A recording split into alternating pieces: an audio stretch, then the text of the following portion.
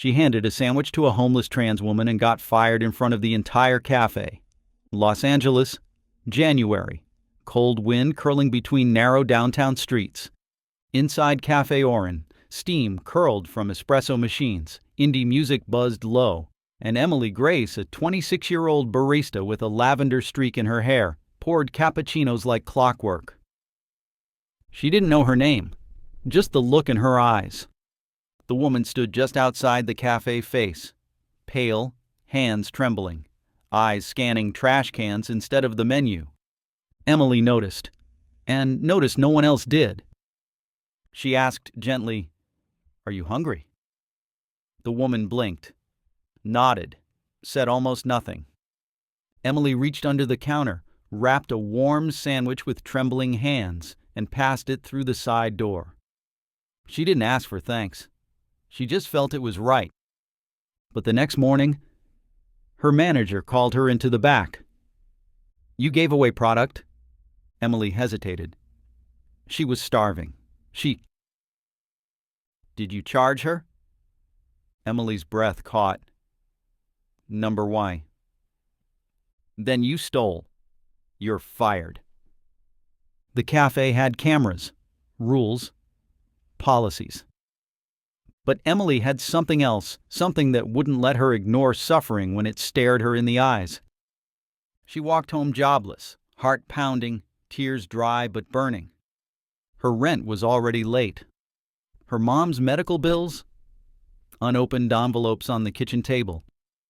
She curled up on the couch that night, scrolling endlessly, trying to numb the panic. Then a notification lit up her cracked phone screen. A tweet. "Someone helped my sister yesterday. She hasn't eaten in days. They gave her food and dignity. I'm trying to find them." Attached was a photo of the sandwich and the woman. Emily gasped, her hands flying to her mouth.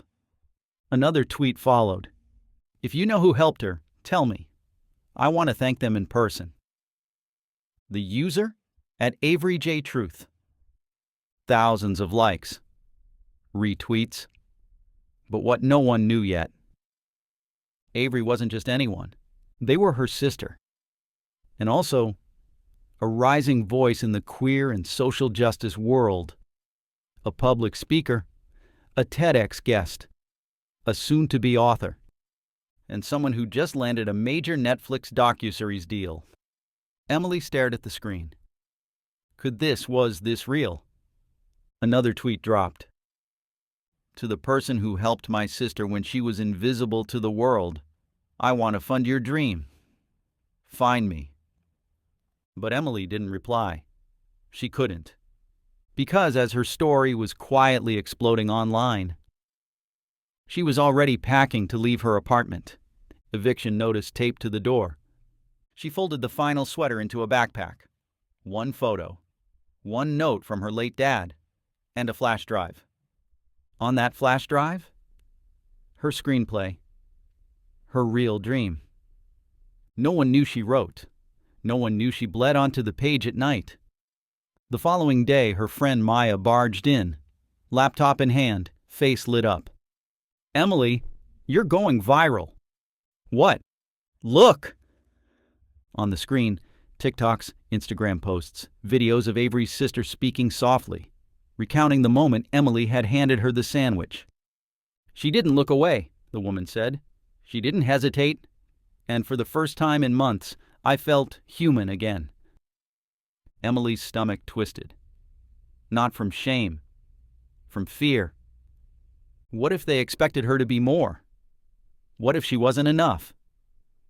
She left, walked until her legs ached, past the boarded windows and alleyways of downtown until the city blurred into soft winter light. Then, a voice. "Excuse me." Emily turned. The woman, clean clothes. Healthier, but unmistakably her. She was standing in front of a sleek black car, hand in her pocket, eyes warm. "You're Emily, right?" Emily nodded slowly. "My sister's been looking for you." "I didn't do it for attention," Emily whispered. "I know," the woman said gently. That's why you deserve this." From the passenger side, Avery stepped out. They were shorter than Emily expected. Composed, eyes sharp but kind. "You saw her," Avery said, "when no one else did. You saw me too, because I was watching from across the street." They reached into their bag and pulled out a thick manila envelope.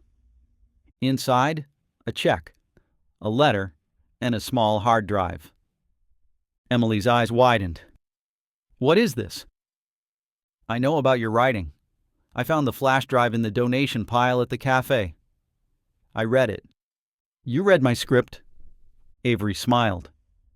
"Emily, it's stunning, and I want to produce it. Not change it, not rewrite it. Just lift it because it's real." Emily's legs buckled slightly. She sat down on the curb. "I don't know what to say." "You don't have to say anything. Just promise me you won't stop being that person, the one who sees people others choose to ignore." Tears welled up. Then Emily asked, "How's your sister doing?" Avery's smile faltered. "She's in recovery, but it's a long road." Silence fell between them. Heavy, respectful. Then Emily said, "I'd like to visit her, if that's okay." They nodded. That would mean everything. That afternoon they took Emily to the shelter.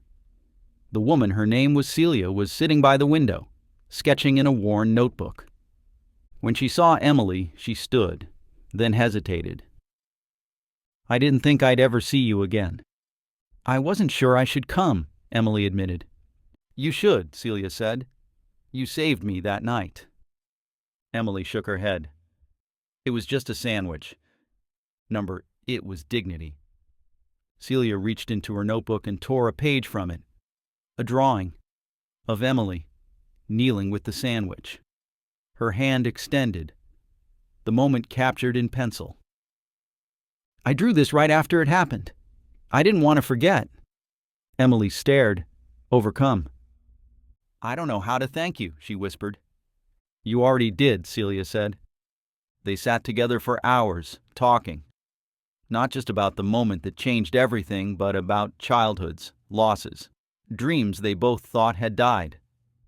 Emily shared that her mother had once been in a shelter, too.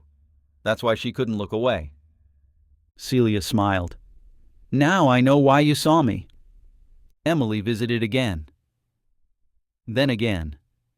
Until the visits weren't visits, they were friendship.